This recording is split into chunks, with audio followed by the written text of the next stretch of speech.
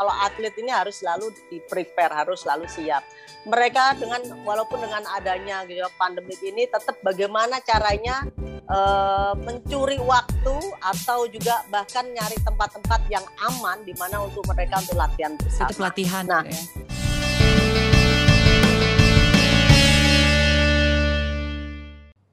Halo sahabat Erlangga, ketemu lagi di Talk Show Digital bersama penerbit Erlangga. Hari ini bertepatan dengan hari pertama dilangsungkannya perhelatan olahraga terbesar di dunia, yaitu Olimpiade Tokyo 2020 dari tanggal 23 Juli hingga 8 Agustus 2021. Kita dan sahabat Erlangga seluruh Indonesia pastinya berharap besar akan kemenangan dari para atlet kita yang saat ini berlaga memperoleh hasil yang terbaik tentunya, meskipun di tengah dunia yang sedang tidak baik ini. Namun kita harus tetap optimis. Ayo Indonesia, Indonesia pasti bisa. Saya juga ingin mengucapkan selamat Hari Anak Nasional 2021. Semoga anak terlindungi dan Indonesia maju. Baiklah, untuk mendukung pahlawan kita, ada 28 atlet yang mewakili 8 cabang olahraga, yaitu angkat besi, atletik, badminton, menembak, panahan, renang, rowing, dan surfing. Dan juga pelatih serta krunya. Saya Kara Syam ingin mengajak sahabat Erlangga bernostalgia bagaimana pengalaman tentang jejak-jejak prestasi Indonesia di kancah dunia, salah satunya Olimpiade. Saya akan berbincang dengan Ratu Tenis yang telah mengharumkan nama Indonesia di mata dunia. Dan langsung saja kita undang Mbak Yayu Basuki yang saat ini telah tersambung bersama kita lewat daring. Mbak Yayu, apa kabar? halo Mbak Kara, alhamdulillah kabar baik. Halo sahabat Baik. Erlangga. Baik, nah Mbak Yayu, sebelum kita mulai kita akan membacakan dulu nih profil singkat dari Mbak Yayu Basuki. Mbak Yayu Basuki saat ini menjabat sebagai Ketua Indonesian Olympians Association atau IOA. Yayu Basuki juga lahir di Yogyakarta pada tanggal 30 November 1970, anak bungsu dari 5 bersaudara dari pasangan Budi Basuki dan Sutini.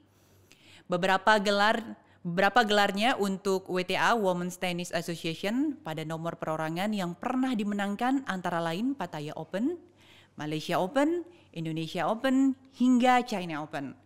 Turnamen ITF International Tennis Federation yang berhasil diraih adalah Indonesia Open dan Bangkok Open untuk nomor tunggal putri, serta Australia Open, Japan Open, Italia Open, hingga US Open pada nomor ganda. Kemudian medali emas Asian Games nomor perorangan dan bergu tahun 1986, 1990, dan 1998. Atlet terbaik versi Siwo PWI Jaya pada tahun 1995. Peringkat terbaik di dunia ke-19 WTA. Atlet Olimpiade 1988, 1992, 1996, dan tahun 2000. Begitu banyak prestasi yang Mbak Yayu punya sampai saya menyebutkannya aja. Aduh, luar biasa, begitu banyak ya Mbak Yayu. Yani kita berbicara tentang Olimpiade saat ini, kita ketahui Mbak Yayu memang sangat berpengalaman sekali ya mengikuti ajang 4 kali berturut-turut nih dari tahun 1988, 92, 96 sampai tahun 2000. Mbak Yayu, seperti apa sih pengalamannya dan waktu itu umur berapa Mbak Yayu? Ya, terima kasih Mbak Kara. Memang pengalamannya kalau bicara soal pengalaman tentang olahraga itu benar-benar menggairahkan lagi ya. Jadi kayaknya hidup kita sehat terus, insya Allah. Ya. Jadi pengalaman saya waktu itu pertama Olimpiade tahun 88 itu juga sangat mengesankan. Kenapa mengesankan? Karena itu juga Olimpiade untuk tenis yang pertama kalinya. Jadi tenis baru mulai tahun 88, baru diakui tahun 88 terjun di Olimpik. Nah, dari tahun 88 usia saya belum genap 18 tahun sampai ke depan terus sampai dengan di Sydney ya. Itu 88 di Seoul, 92 di Barcelona, 96 di Atlanta, tahun 2000 di Sydney. Jadi 4 kali berturut-turut itu saya sendiri terus terang aja sangat bersyukur karena bisa tampil 4 kali berturut-turut dan itu memang tidak banyak juga yang diraih oleh teman-teman atau dari teman-teman yang lain itu meraih atau mereka bisa tampil 4 kali berturut-turut. Jadi saya rasa itu salah satu juga suatu buat saya kebanggaan udah pasti saya bangga membawa nama Indonesia dan saya juga bangga secara pribadi bisa tampil 4 kali berturut-turut. Bukan cuma Mbak Yayu yang bangga, kita juga sebagai bangsa Indonesia bangga punya Mbak Yayu nih. Alhamdulillah ya. Sebagai Ketua Indonesia Olympians Association atau IOA ini dan sekaligus juga pernah merasakan euforia Olimpiade, apa nih Mbak Yayu perbedaan Mbak Yayu rasakan saat menjadi atlet sampai saat menjadi pengurus saat ini? Ya, perbedaannya sebetulnya kalau jadi atlet itu kan nggak mikir ya, terus terang aja. Mikirnya hanya pokoknya saya bagaimana perform latihan dengan gitu ya. baik di dalam lapangan kan. Nanti pada hari hanya kita ada lawannya kan gitu. Jadi kita gimana caranya untuk menjaga diri kita supaya perform yang terbaik. Tapi kalau menjadi pengurus itu kan macam-macam ya. Jadi kadang-kadang kita juga harus anggota kita dari seluruh Olympian saat ini ada kira-kira 369 dan semuanya mereka ada yang sudah meninggal dan ada beberapa yang sudah meninggal tapi rada masih hidup dan juga ngurusin mereka sebetulnya memang nggak banyak, hanya program-program, kita punya program dari WOA, World Olympians Association. Itu ada program-program yang di mana program itu sangat baik dan kita mesti selalu update, selalu harus aktif kalau memang harus mengikuti itu. Setiap tahun biasanya kita ada rapat itu di markasnya IOC yang di mana di Lausanne sana. Jadi itu setiap tahun sebenarnya kita biasanya ada semacam big conference itu juga biasanya kita attend juga di sana, tapi sudah 2 tahun ini karena dengan adanya COVID ini otomatis semuanya by Zoom. Ini juga dengan adanya Olimpiade di Tokyo ini, sebetulnya saya dan wakil saya kan Taufik Hidayat yang juga merangkap sekjen ya, kita sebetulnya bisa berangkat sebagai representatif daripada Olympians ya, dari jatah daripada masing-masing negara itu ada, kita bisa representatif, kita bisa berangkat sambil melihat perkembangan di sana dan juga ada rapat. Tapi karena dengan adanya COVID atau pandemik ini, jadi otomatis semuanya itu dibatasin sekali ya. Iya, baik. Ya memang pandemi COVID ini memang sangat berpengaruh ya Mbak Yoyo, kayak sekali kayak untuk perhelatan di Olimpiade Tokyo 2021 aja tertunda pelaksanaannya, kemudian penonton juga tidak ada. Iya, penonton juga ini ditiadakan. 1 tahun penuh itu banyak yang tertunda. Sebetulnya mungkin tidak hanya Olimpiade, tapi event-event lain itu juga banyak tertunda, betul. Semoga ini tahun ini bukan adalah langkah awal untuk bisa membuka event-event lainnya agar bisa jalan semuanya. Amin. Kita semua kemarin udah menyaksikan bagaimana Piala Euro. Jadi lihat dengan penuh dengan euforianya, penonton gitu. Benar. Ya, euforia seperti itu. Jadi mudah-mudahan aja itulah langkah awal atau suatu awal yang dimana lebih baik buat dunia saat ini ya. Baik, Mbak Yayu, ini untuk persiapannya dari pelatih dan para ofisial, bekal apa yang sudah diberikan kepada atlet kita untuk menghadapi Olimpiade nanti? Gimana? Maaf. Ada bekal persiapan yang dari pelatih ataupun ofisial yang diberikan kepada atlet, Mbak, untuk nanti? Jadi gini, pada persiapan untuk merekanya sendiri sebetulnya semuanya berjalan seperti walaupun kita dengan adanya pandemik, tapi namanya atlet ini harus selalu ready. Jadi kayak mungkin kalau kita bicara prajurit, mereka kan selalu harus siap. Kapan kalau ada dituntut, ada perang.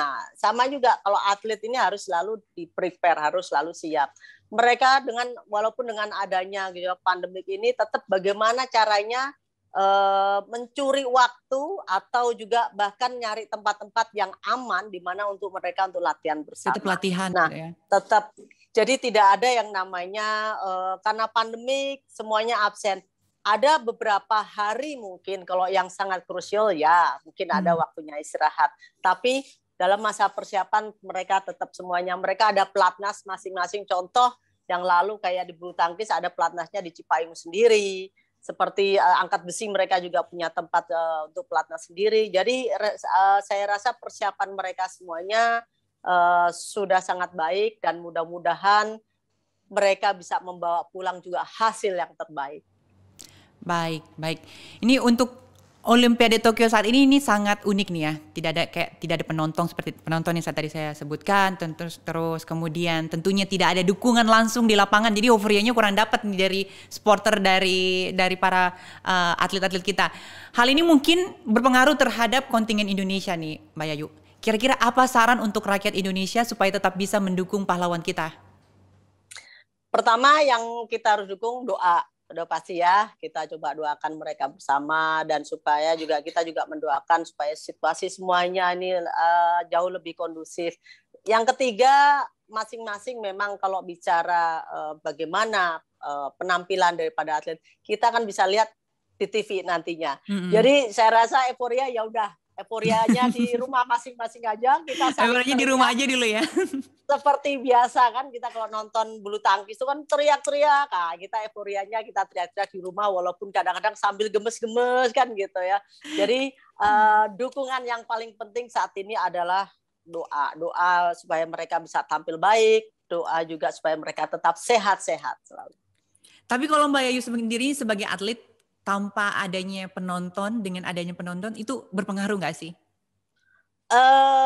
Emang hambar sih ya. Berpengaruh banget kan, nggak ada yang. Saya ngelihat gini di TV kemarin pernah contohnya ya, yang tahun lalu itu ada US Open yang benar-benar completely empty. Bayangin stadion yang mestinya bisa terisi 110.000 penonton, itu benar-benar empty. Yang ada cuman ada pelatihnya di sudut sana, timnya di sini. Jadi cuma berapa orang aja yang boleh nonton, itu hanya related ke tim si pemain sendiri. Jadi kita yang biasa kadang-kadang tuh kan penyemangat gitu ya.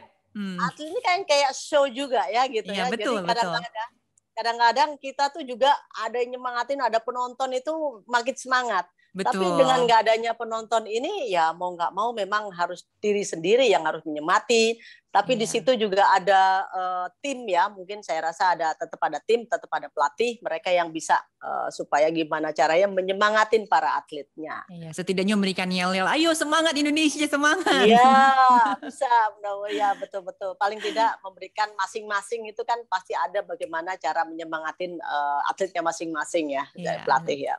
Semoga nggak berpengaruh banyak ya untuk kedepannya, maksudnya dalam rangka atlet di Olimpiade ini, atlet Indonesia itu tidak berpengaruh besar dengan tidak adanya penonton gitu.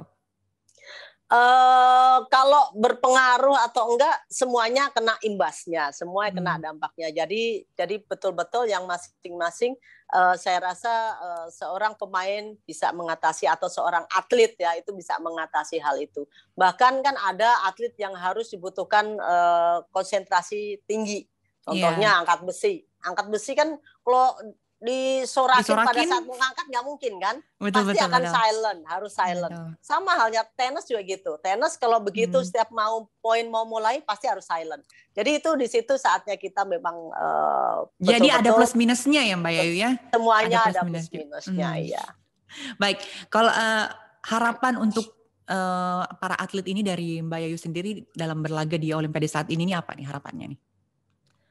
Harapan saya dan juga udah otomatis saya yakin masyarakat kita. Jadi atlet-atlet kita bisa tampil yang terbaik, jangan sampai terpengaruh ya. Semuanya itu kalau kita bicara dampak atau imbas dengan pandemik ini semuanya berimbas. Cuman kita bisa fokus, kita bisa coba mereka bagaimana caranya overcome agar nama kita juga bisa makin baik. Jadi saya berharap betul atlet-atlet kita bisa tampil maksimal dan yang setiap Olimpik mungkin ya saya katakan itu salah satunya yang pendulang emasnya adalah badminton. Dan kali ini mudah-mudahan kita ada juga yang mendampingin badminton, selain badminton ada angkat besi. Juga ada juga cabang-cabang yang lain, mudah-mudahan bisa paling tidak mereka bisa memperbaiki rekor masing-masing. Ya, ini kalau kita lihat kan tenis mungkin tidak sebesar ya euforianya dengan badminton ataupun sepak bola gini. Padahal kalau kita lihat nih atlet-atlet petenis Indonesia ini junior pernah masuk Grand Slam ini. Ini pendapat Mbak Yayu sendiri bagaimana nih? Ya betul. Kalau kita bicara atlet-atlet kita atau pemain tenis kita, mungkin saya bisa dari kilas balikan dari saya sampai dengan yang terakhir itu, mereka semua hampir rata-rata tampil di Junior Grand Slam. Yes, bisa mereka pada bisa perform. Hanya memang masa transisi dari junior ke senior ini yang belum bisa diraih dengan mungkin atlet-atlet kita saat ini ya. Terus terang aja atlet-atlet ini mungkin tidak hanya Asian Grand Slam, ini juga di Olimpik juga mereka kali ini tidak ada yang tampil karena peringkat mereka yang masih terlalu jauh. Jadi saya rasa ada beberapa mungkin ya, saya rasa tips buat saya waktu itu tiap kali juga berulang kali ngingatin, lebih baik atlet-atlet kita ini, tenis ini it's individual game ya. Jadi tenis kalau kelamaan di Indonesia nggak akan berhasil menurut saya. Jadi anak-anak kita ini yang merasanya potensial bagus, udah mereka stay di luar aja. Jadi mereka bisa berlatih sambil kompetisi di luar negeri. Contohnya kayak sekarang ini, dengan adanya kalau kita lama-lama di Indonesia, mohon maaf, sekarang Indonesia banyak sekali negara yang nggak mau terima dari Indonesia juga kan, mulai menutup. Nah ini kan juga kena imbasnya juga kan. Tapi kalau mereka, ada beberapa yang saya lihat dari adik-adik itu udah masih ada yang di Amerika. Jadi mereka tetap melakukan tour. Salah satunya mungkin itu Aldila. Nah saya nggak tahu dengan Priska ya yang kemarin sempat tampil di Wimbledon juga walaupun kalah di babak kedua single dan double. Mudah-mudahan dia jangan pulang nih. Gitu. Kalau pulang akan rugi sendiri. Pulang udah diem lagi, nggak ada kompetisi. Nggak ada kegiatan lagi ya benar. Nggak ada kegiatan. Tenis ini akan maju kalau mereka berkompetisi selalu. Setiap minggu selalu ada kompetisi. Betul. Jadi sarannya lebih baik berkiprah dulu, berkembangin karir di sana gitu ya. Menurut saya udah lama-lama aja di luar, entah itu mau menjadikan home base-nya di Eropa atau Amerika, ya salah satu benua yang besar ini, karena di situ setiap minggu selalu ada turnamen. Jadi mereka bisa kompetisi di sana daripada mereka sekedar pulang. Kalau dikatakan, oh mau ketemu keluarga, zaman sekarang udah canggih, bukan zaman kayak saya dulu. Zaman sekarang kita bisa FaceTime, bisa macam-macam kan. Nah, FaceTime.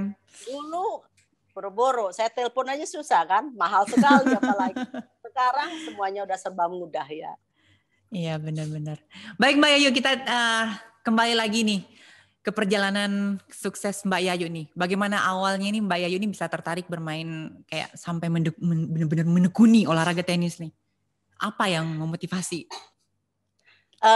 Ya pertama-tama yang memotivasi saya memang orang tua saya, kedua orang tua saya, ayah saya terutama, dan juga ayah saya mulai melatih kakak-kakak saya. Saya kan bungsu dari 5 bersaudara, jadi kakak-kakak semua mereka udah pada mulai latihan dulu. Di situ saya ngelihat awal mulanya mungkin ketertarikannya kayak sekedar hobi ya, sekedar hobi. Lama-lama kok menjadi kayak semacam cinta sama tenis. Jadi nggak cuma hobi aja, tapi akhirnya menjadi cinta.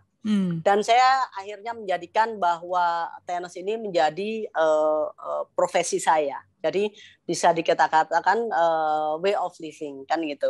Jadi itu awal mulanya memang dari situ. Saya ngelihat dari orang tua main, kakak-kakak saya main. Lama-lama saya aja mencoba, yang awalnya saya masih kecil, masih umur 4 tahun tuh ngambilin bola buat mereka. 4 tahun?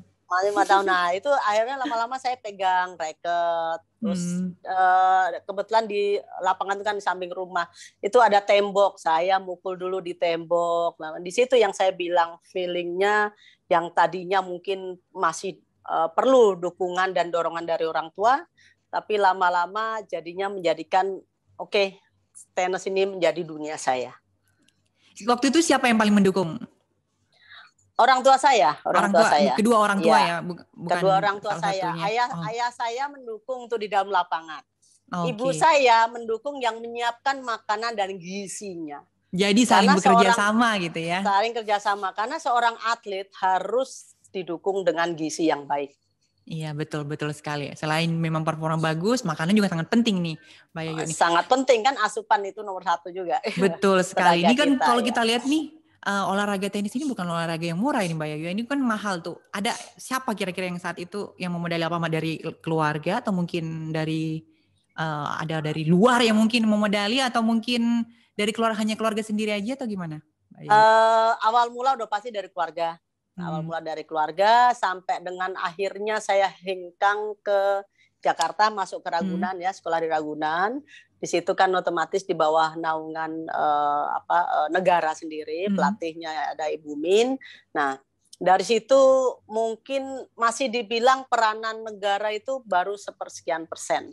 Nah, setelah kita menampilkan atau saya menunjukkan prestasi, saya kan pertama juara Asian Games tahun 86 tuh. Usia belum genap 16, itu satu-satunya emas buat Indonesia. Jadi luar biasa. Di hari itu kita dapetin di hari terakhir. Nah, dari situ begitu saya bisa ngambil juara di ganda putri bersama Susana, baru mulai sponsor mulai lihat kan. Di situ saya tadinya yang bernaung waktu itu masih di Astra di bawah naungan kepemilikan Pak Williams. Nah, lalu dari situ nambah lagi gayung bersambut lagi, akhirnya saya masuk Pelita Jaya karena Abu Rizal Bakri mau dukung full waktu itu. Nah, kenapa sampai dengan Abu Rizal itu tahun 90 ya Mbak ya? Bang Ical, saya duluan tahun 89. Tahun 89 ya? Ya, karena waktu itu ketua umumnya PLT masih Pak Murdiono. Nah, yang notabene beliaunya adalah Menseknek. Nah, Pak Murdiono ini memiliki sistem yang baik dalam kepengurusannya. Jadi ada namanya modul 4 yang di mana para sponsor atau para konglomerat ini diminta untuk menjadikan kita atau salah satu pemain ini menjadi anak angkat, salah satunya itu. Nah, itu yang di role itu yang dimainkan oleh waktu itu Pak Murdiono selaku ketua umum PLT, dan makanya roda kemudinya sangat baik. Pertenesan di kita maju, makanya terus terang aja tenis menjadi setiap kali Asian Games menjadi pendulang medali emas juga saat itu, dan kita berjalan terus produce, dan saya pun akhirnya terjun di profesional, dapat sponsor awalnya dikontrak dengan Abu Rizal Bakri, waktu itu Pelita Jaya, itu selama 5 tahun. Nah, setelah 5 tahun baru saya yang betul-betul completely, totally full profesional, yang dimana ya udah saya semuanya biaya sendiri. Saya dapetin income dari sponsor produk ataupun dari prize money, itu saya kelola sendiri. Saya tur keluar sendiri. Negara taunya pokoknya ya yuk saya butuh kamu main di Asian Games ataupun main di Fed Cup ataupun main di apa. Jadi betul-betul atau di Olimpik. Jadi betul-betul negara cuman akhirnya minta waktunya, oke, waktunya kapan kita masukkan di dalam program itu. Yang saya bilang anak-anak kita sekarang harusnya itu yang dilakukan. Mereka nggak perlu ini, negara membutuhkan mereka, tinggal dimasukkan aja dalam programnya, schedule-nya. Oke, saya dibutuhkan kapan? Oh, saya mesti tampil SEA Games di bulan November umpamanya. Tinggal ditaruh, catat aja. Nah, di luar itu pokoknya taunya di luar negeri, karena di luar negeri kompetisinya setiap minggu di sana. Saya dulu 9-10 bulan selalu di luar negeri. Jadi memang persiapannya lebih matang gitu ya Mbak Yayu ya? Persiapan sih semuanya kan bisa kita latih, tapi kompetisi itu bisa kita dapatkan. Kita bisa bayangin kita latihan bertahun-tahun, kalau nggak diasah percuma kan? Betul. Jadi apalagi namanya tenis itu setiap minggu itu harus diasah. Setiap minggu itu ada turnamen, karena dari situ kalau peringkat kita mau maju. Begitu saya absen 1 bulan, pasti ada yang nyalip banyak orang. Balik ini ke turnamen nih. Kalau untuk tenis sendiri nih, turnamen yang paling ingin diraih atau pencapaian tertinggi dari seorang atlet khususnya tenis ini, apakah Olimpiade ini termasuk nih Mbak Yayu? Kalau Mbak Yayu sendiri prestasi tertinggi apa nih Mbak Yayu? Mungkin bisa sharing ke kita semua nih. Ya, Olimpiade udah pasti. Olimpiade adalah untuk kita membela nama negara, itu adalah pencapaian tertinggi. Ya. Olimpiade. Karena seorang juara dunia pun nggak akan diakui kalau nggak juara Olimpik, kan gitu. Nah, kalau di tenis sendiri ya kita ada event seperti karena saya bilang tenis is individual game. Jadi kita ada event seperti Grand Slam, karena ada 4 Grand Slam tuh. Ada Australia, ada France, ada Wimbledon ya, dan ada US Open. Jadi 4-4-nya. ini udah otomatis juga salah satu yang paling gengsi. Makanya tadi kita ngobrol soal 60 Grand Slam yang juara cuma 3 orang kan gitu. Nah, betul. Jadi itu karena buat mereka adalah gengsi tertinggi dari sebuah event profesional. Nah, itu yang saya rasa kalau kita menjadi pemain profesional tapi belum bisa tampil masuk di Grand Slam, itu juga sama aja kayak belum diakuin. Belum terverifikasi sebagai atlet tenis yang bagus gitu ya. Seorang pemain atau atlet tenis yang bagus. Betul benar Mbak Kara ya. Nah, kalau berbicara dari prestasi nih, prestasi yang paling berkesan dan menantang yang pernah Mbak Yayu rasakan apa ini yang lewati waktu itu? Ya memang selain saya yang tadi saya mention, saya menyumbangkan 4 medali emas dan sekian perak perunggu itu di Asian Games buat Indonesia. Ya, di Olimpik saya tampil 4 kali, tapi mungkin penampilan terbaik adalah di babak ketiga di Barcelona. Di situ saya kalah dengan eventual winnernya si Jennifer Capriati.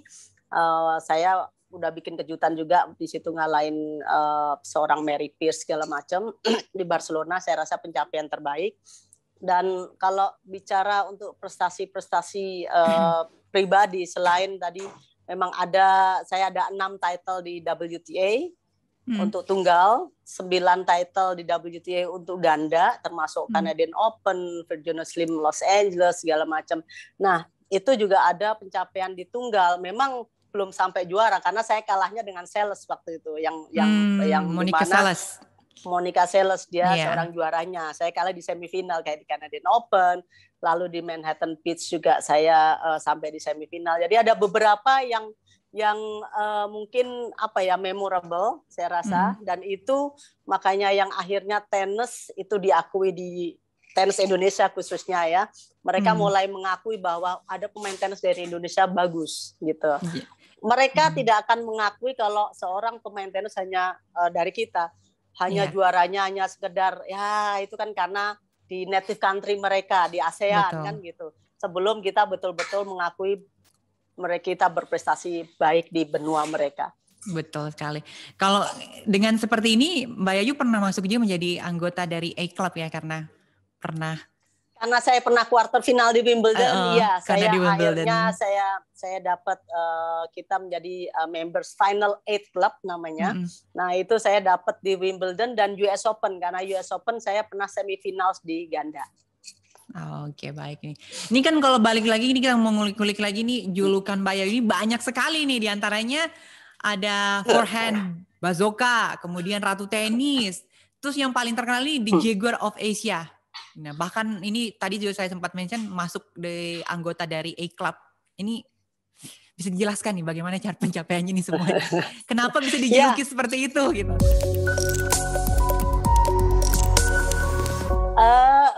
Kalau dibilang forehand bazooka itu yaitu teman-teman di luar yang julukin, karena saya memiliki forehand yang kayak senjata bazooka kan. Pukulannya gitu, yang benar-benar kayak bazooka begitu, gitu. Salah satu yang paling keras saat itu ada saya, ada Steffi Graf kan gitu ya.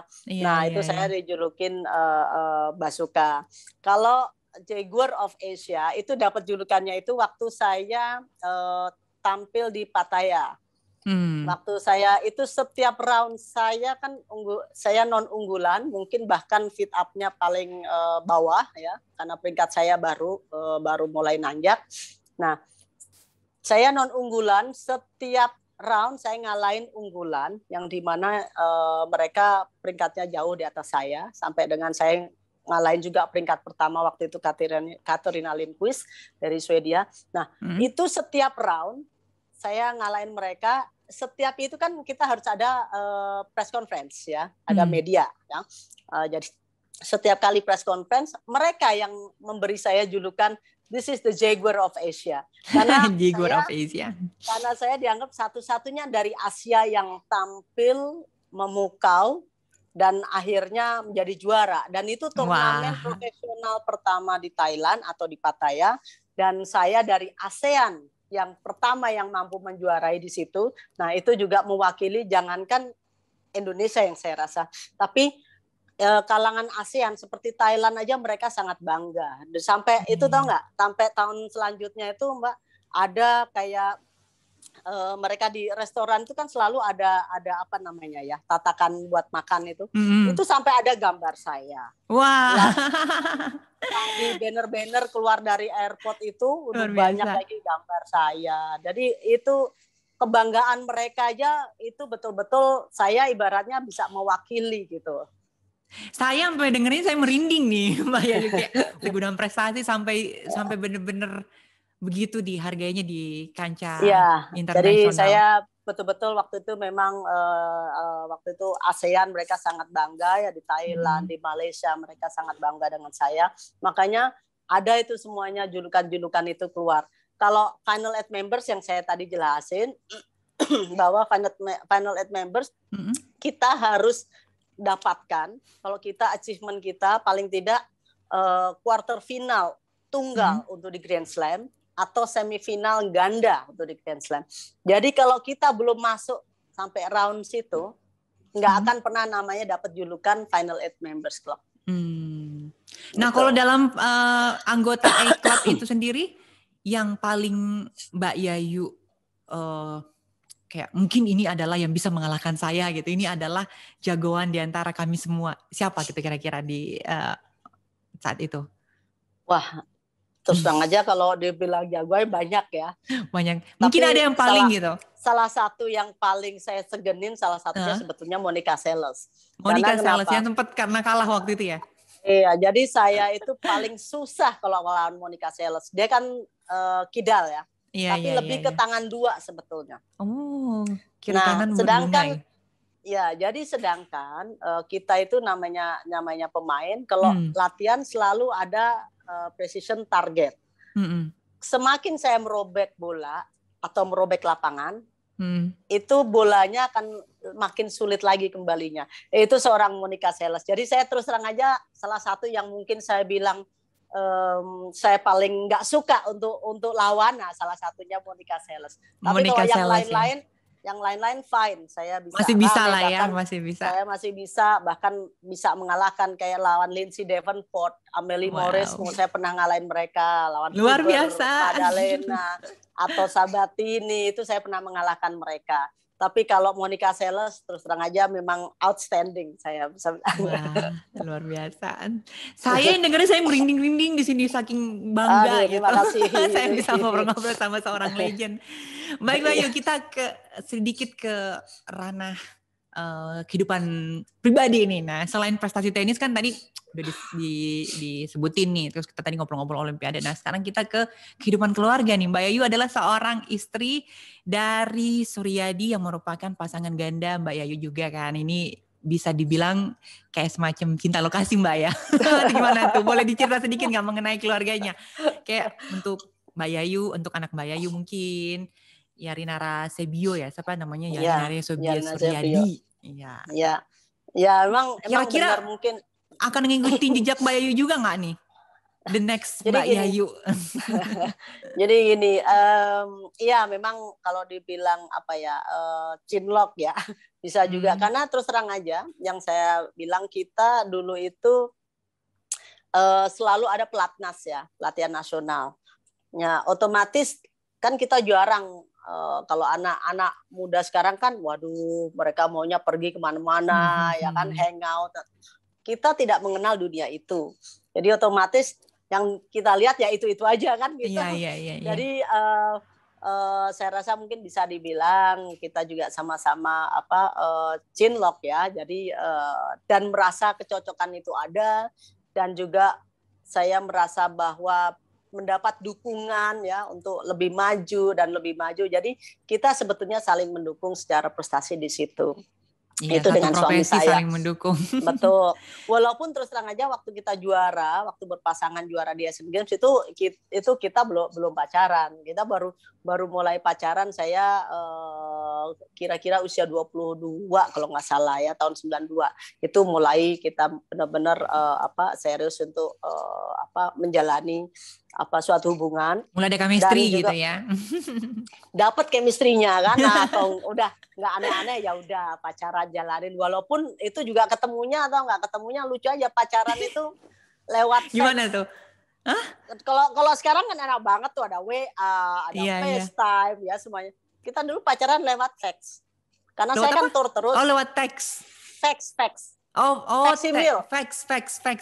iya, Faxmail. Iya. Jadi kirim-kiriman suratnya seperti itu ya. Jadi saya gimana tuh Mbak ceritanya? Masih lewat fax. Jadi bayangin kan, saya masih, yang saya bilang, saya masih tour keliling, saya di luar 9-10 bulan dalam 1 tahun. Sedangkan suami saya sendiri juga masih bermain tenis buat tim Indonesia juga. Jadi ya udah, kita setiap minggu itu dia bisa keluarnya kan cuma weekend. Kan karena berada di pelatnas tadi. Saya berada di luar. Kita lewat fax. Kita kan nggak mungkin, dikit-dikit telepon. Kok anak sekarang kan, dikit-dikit telepon ini. Aduh, yang ada nggak bisa nabung kan ya Mbak ya. Kan mahal banget kalau telepon dulu. Nah, kita lewat fax saja. Fax kan $1 dulu. Ya udah fax. Jadi seminggu sekali itu lewat fax. Seru juga ya seperti itu. Lewat situ, begitu kalau kesempatan pulang, lumayan bisa ketemu kan gitu. Dan walaupun itu cuma sebentar juga, saya pulang kan paling cuma seminggu 2 minggu, berangkat lagi sekian bulan kan gitu. Jadi seru, mungkin dibilang saya malah challenge kan gitu. Jadi di situ keseruan kita selama menjalani hubungan sampai dengan menikah di tahun 94. Nah, mungkin bisa dibilang baru pacarannya baru di situ. Karena kenapa? Tahun 94 kan akhirnya kita tur bareng. Dia menjadi suami saya sekaligus juga menjadi pelatih saya. Jadi ya udah kita jadi kayak ya Tresno Jalaran Soko Kelino gitu ya. Kan gitu kan, pasangan luar dalam ya udah sambil ditur kan gitu. Iya benar. Lalu bicara anak. Alhamdulillah kalau mungkin meneruskan sebagai seorang profesional atau pemain profesional, sepertinya enggak, karena memang terus terang aja pemain anak saya cuma 1 laki-laki. Nah laki-laki ini kalau bibitnya enggak betul-betul outstanding atau luar biasa, itu untuk melawan pertenisan di dunia itu terus terang aja sangat berat. Jadi saya rasa di situ saya paling tidak tetap mengenalkan dia di tenis. Jadi dia main tenis awal waktu junior itu tetap kompetisi, ikut di nasional. Tapi setelah itu saya tetap giring dia untuk bahwa pendidikan itu sangat penting. Jadi ya alhamdulillah kemarin dia baru aja lulus kuliahnya di teknik mesin di UI. Jadi saya rasa saya akan lebih dukung dia. Dia main Olimpiade UI juara terus dia. Dia bilang setiap tahun dia juara di Olimpiade UI. Tapi ada lah ya bakat dari kedua orang tuanya ini pasti menurun gitu. Bakat itu tetap ada. Hanya memang saya tidak mengarahkan yang benar-benar completely full ke profesional. Karena saya tahu batasan-batasan daripada pemain laki-laki di kita itu memang sangat berat. Kalau kita mau ngelawan pemain Eropa, Amerika, itu tidak mudah. Tapi dia juga mengenyam waktu junior, sempat tour ke internasional sempat sampai dengan ke Dubai segala macam. Tapi tidak sampai jauh. Tadinya saya ingin mengirim sekolah memang di Amerika, tapi juga karena situasinya kurang kondusif di Amerika, jadi saya bilang udah kalau nggak kuliah di sini aja, dan akhirnya waktu itu keterima di UI ya. Kalau anaknya sendiri nih Mbak Yayu ini, apakah memang besar juga nih minatnya, keinginannya untuk bermain tenis, atau memang minatnya besar, bahkan kalau saya bilang dia juga multi talenta, karena terus terang aja setelah paling tidak dia mewakili representing daripada sekolahnya ya. Jadi dia mewakili sekolahnya, yang saya bilang tadi dia bisa 3 tahun berturut-turut dia juara di Olimpiade UI-nya antara itu. Jadi paling tidak dia ada kebanggaan juga mewakili sekolahnya. Dan juga yang kedua, dia ada talenta-talenta juga yang lain. Dia sudah mulai juga coba ke golf, juga ke sepeda. Jadi malah lebih kalau banyak saya lihat, gitu ya, multi kalau talenta. saya lihat dia multi talenta. Jadi tidak hanya di tenis, tapi memang tenisnya yang paling menonjol ya. Iya. Baik, kita berbicara mengenai regenerasi atlet Indonesia nih, khususnya tenis ini. Bagaimana nih pendapat Mbak Yayu nih? Waduh, ya itu tadi tuh agak terus terang aja memang bicara regenerasi pertenisan di tanah air ya, pertenisan nasional itu memang saya terus terang aja mungkin dibilang sampai karatan ya. Jadi setiap kali ditanya selalu kan pertanyaannya dengan seperti itu. Karena terus terang aja memang regenerasi belum berjalan dengan yang semestinya atau belum berjalan dengan baik. Itu bisa saya katakan yes. Karena saat ini makin ke depan ini kok rasanya makin sedikit pemain kita. Kalau dulu kita lihat persaingannya cukup banyak, baik dari di junior maupun persaingan di senior ya. Itu karena kenapa? Kompetisi juga berjalan dengan baik. Saat ini kompetisi kita ini lepas daripada pandemik ya, pandemik. Apalagi sampai sekarang pandemik belum mengadakan. Udah makin nggak ada gitu ya? Makin nggak ada. Ini pandemik sama sekali nggak ada pertandingan. Jadi itu yang saya bilang kompetisi ini kurang lack of competition, jadi kurang berjalan dengan baik. Dan itu juga akhirnya banyak juga para orang tua yang mengatakan gimana sekarang kita saya mau jadi anak saya di tenis karena kegiatannya atau yang saya bilang kompetisinya aja nggak ada. Setelah itu mereka juga mau kemana kan gitu. Jadi setelah itu paling akhirnya mereka minat daripada anak dan para orang tuanya ini akhirnya yaitu tadi yang saya bilang sekolah juga di Amerika. Jadi mereka kayaknya tuh main sementara untuk ngisi sampai dengan high school. Setelah high school akhirnya mereka berangkat ke Amerika. Hanya 1-2 yang betul-betul contoh kayak Aldila. Aldila itu dia kuliah di Amerika. Iya. Begitu selesai kuliah baru dia melanjutkan kan gitu. Baru melanjutkan di kegiatan profesi dia lagi sebagai petenis. Nah, Priska ini saya belum tahu. Priska memang usianya memang tahun ini terakhir di junior. Tapi sebetulnya yang saya katakan dia potensial, dia cukup potensial. Paling tidak kalau kita bicara peringkat di 100-an, top 100 itu bisa dia capai. Selama yang saya bilang, Priska jangan di sini deh. Jadi jangan ada di Indonesia. Mending dia kompetisi di luar. Jadi kalau dibilang tadi dibutuhkan dana, udah pasti. Tenis membutuhkan dana yang besar. Tapi kan dari awal memang orang tuanya juga sudah menjadi konsekuensi kan. Sudah mendukung, udah jangan setengah-setengah. Sekarang bayangin, kalau saya umpamanya invest, saya udah keluarin nih 2M. Ini kan perjalanan dia udah apa ya? Kalau orang Jawa bilang itu untuk. Jadi udah on the way sebentar lagi. Kenapa nggak udah ada arahnya gitu ya? Sekalian invest lagi langsung dia keluar. Sambil nanti saya yakin begitu dia tembus, sponsor akan datang sendiri. Jadi nggak bisa berharap sponsor sekarang. Dia harus prestasi dulu. Memunculkan prestasi dulu, baru sponsor akan datang. Sama halnya kita juga dulu mau mulai gitu, prestasi dulu, bayangin kita melejit juara Asian Games dulu, baru ada sponsor kan gitu. Nggak mungkin sponsor datang duluan, habis itu baru dia mulai berkompetisi dan coba meraih prestasi kan nggak mungkin. Iya, jadi otomatis ada prestasi dulu baru ada sponsor ya. Ya jadi memang itu yang saya katakan di Indonesia sendiri lack of competition yang dimana pertandingan sepertinya berhenti. Jadi kurangnya kompetisi ini juga banyak kendala, banyak dirasakan oleh pemain-pemain muda kita, pemain-pemain junior kita. Ini yang membuat kita makin merosot. Tapi mungkin pengurus mungkin merasa, oh enggak, pemain kita banyak ini kok, banyak yang maju.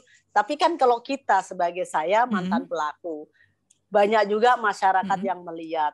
Ini dibandingkan dengan apa yang sudah-sudah, kita lama-lama makin merosot ya.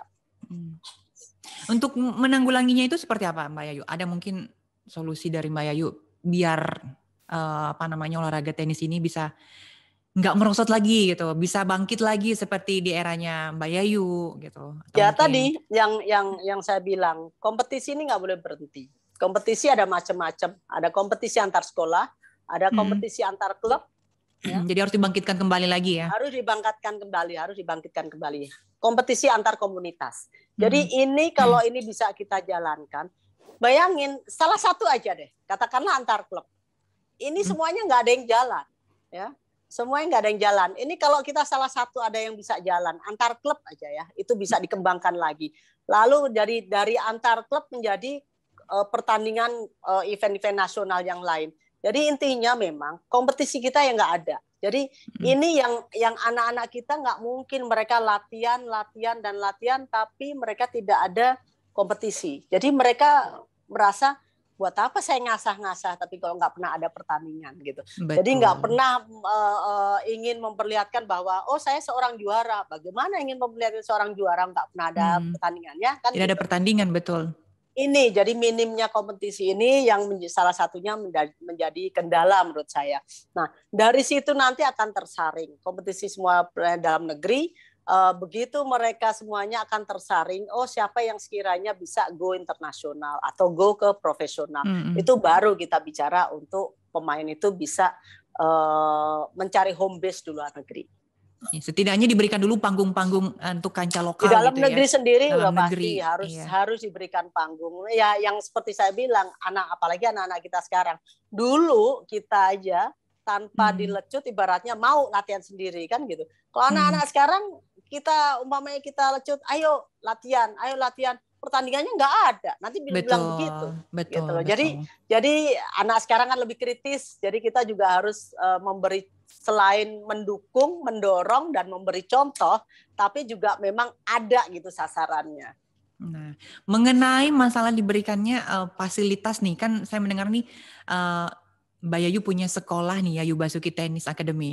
Ini diperuntukkan untuk siapa nih Mbak Yayu ini? Karena kalau kita melihat kan memang event-event kancah domestik aja nggak ada nih, bisa dibilang hilang ya kata Mbak Yayu. Jadi tadi gini, gitu. Itu diperuntukkan pada siapa nih? Yayu Basuki Tennis School atau Tennis Academy itu memang terus terang aja kita untuk public, open, terbuka. Bahkan ada anak-anaknya ekspat juga banyak. Banyak juga anak-anak dari pelajar anak sekolah bisa, mau pelajar, mau semuanya bisa. Jadi segala usia juga, saya rasa semua itu open. Yang lalu kita melakukan subsidi silang, ya. Yang lalu mungkin sebelum masa pandemik ya kita melakukan subsidi silang. Ada anak-anak yang potensial, sebetulnya kita masih berikan itu. Anak-anak yang potensial itu kita berikan subsidi dibanding dengan anak ini kan ada yang dari kalangan yang mampu juga. Jadi ini saling mensubsidi kan gitu. Itu juga kita coba lakukan. Jadi intinya sebetulnya Yayu Basuki Tennis School atau Tennis Academy itu open buat siapa aja. Nah, itu yang di situ yang saya bisa melihat dari opini ya. Kita kan ngobrol-ngobrol dari opini para orang tua. Nah, mereka memang rata-rata belum ada yang berani naruh anaknya betul-betul untuk fokus 100% gitu ya. 100% di tenis. Yang saya katakan tadi buat mereka masih lebih berat pendidikannya. Akhirnya begitu mereka lulus SMA, mereka kirim lagi ke luar negeri seperti itu. Tapi ini sangat mulia nih Mbak Yayu nih. Sekolah Yayu Basuki Tennis Academy sangat mulia menurut saya karena bisa melakukan subsidi yang mana mungkin dari anak-anak yang kurang mampu tapi memiliki bakat bisa punya kesempatan juga gitu. Dukung. Betul. Kita dukung. Semoga dari pemerintah mereka, juga ada dukungan lebih lanjut lagi gitu. Nah itu harapan kita akan lebih baik lagi kan gitu. Jadi kan kadang juga ada anak-anak daerah yang mereka potensial, mereka pingin lebih maju, akhirnya memberanikan diri datang ke Jakarta untuk latihan kan gitu. Tapi mereka dananya terbatas kan gitu. Betul. Gimana caranya kita membantu mereka untuk mencarikan solusi ya. Banyak sepertinya yang seperti itu. Mereka punya potensi di daerah-daerah tapi dari segi ekonomi mereka tidak mampu nih Mbak Yu ya. Ya, betul. Jadi memang ini semuanya yang saya katakan memang sangat kompleks permasalahannya di tenis. Nah, apalagi dengan masuknya lah pandemik ini. Jadi anak-anak daerah makin sulit untuk ke Jakarta juga kan. Karena katakanlah kalau ataupun mereka ada yang ke sini pas kita lagi bukan lockdown kayak sekarang PPKM.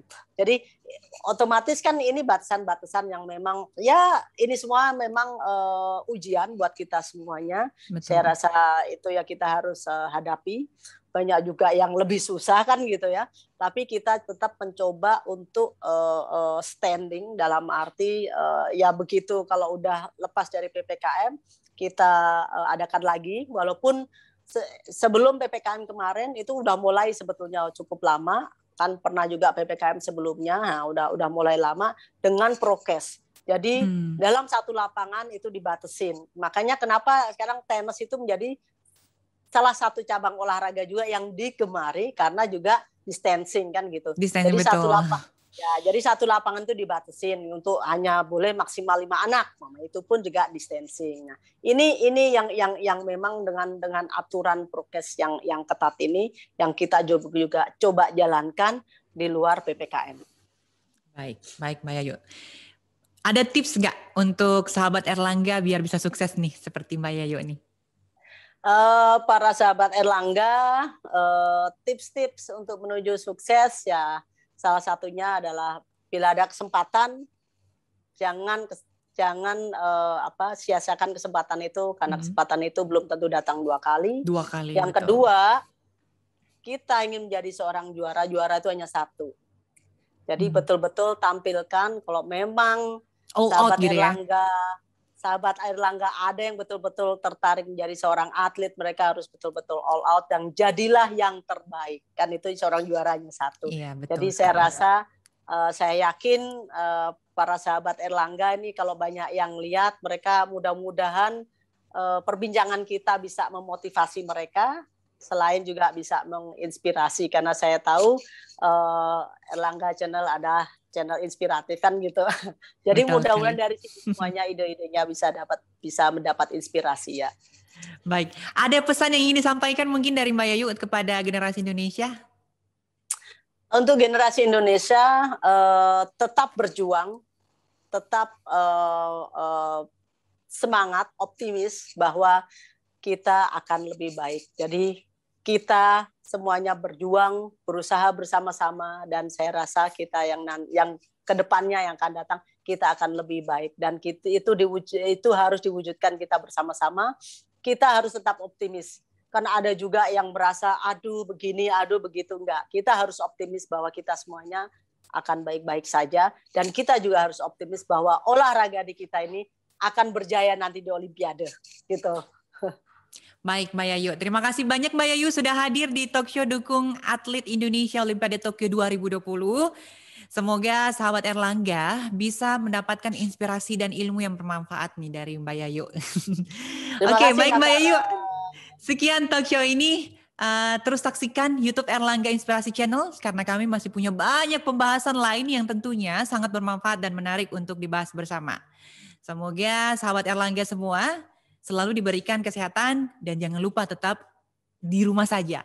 Indonesia pasti bisa, Indonesia pasti pulih. Terima kasih dan sampai jumpa dan merdeka. Mbak Yayu, terima kasih. Terima kasih.